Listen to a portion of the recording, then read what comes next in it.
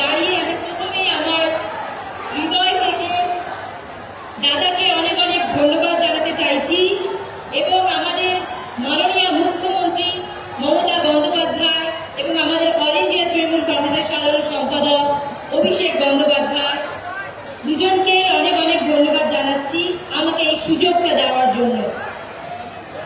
একজন ছোট গ্রামের মেয়ে এত বড় দায়িত্ব, এটা শুধু রাজনীতি নয়, এটা একটা বিশ্বাস।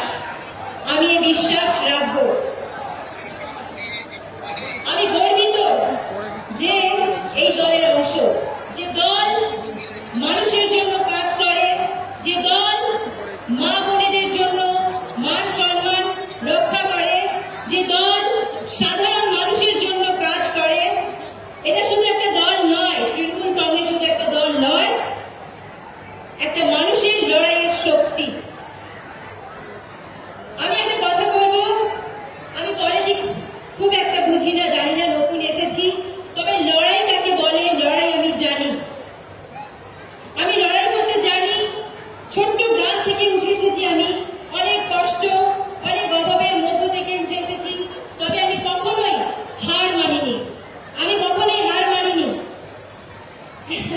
ডিস্ট্রিক্ট থেকে স্টেট থেকে ন্যাশনাল